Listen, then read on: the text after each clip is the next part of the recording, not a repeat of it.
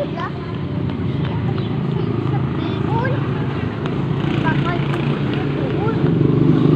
Tapos na yata yung misa mo, mamasko ka pa. Dito. Ay, doon na maingay doon. Dito yun. Malapit na tayo dito. Doon yun. Oo. Doon ba yun? Oo, dito yun. Dito ka sa kabila para hindi ka maano. Tara na.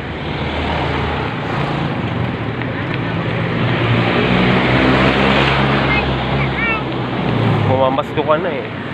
Matatapos na yung misa, ano na, 7:30 na. 7:30 na makahabol tayo.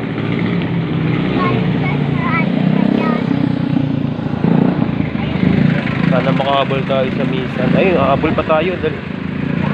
Habol pa tayo. Hindi dyan doon tayo sa kabila. Sa malaking simbahan. Ayun, no? Wala na yan. Yung simbahan yung ano dyan. Guys, Merry Christmas po sa inyo. December 25 to 7:30 simba kami. Anong oras na?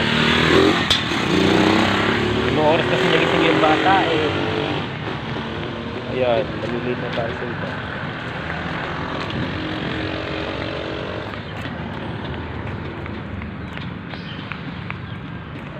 Ayan guys, nandito na kami sa simbahan. Dito sa bagong gawa.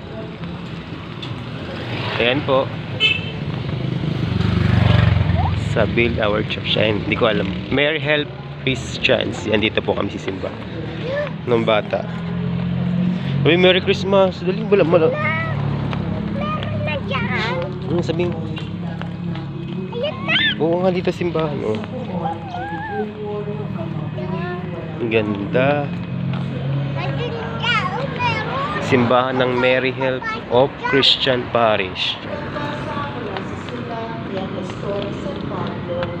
Buti umabot pa kami. Nakamamahal kong kapatid, Tara.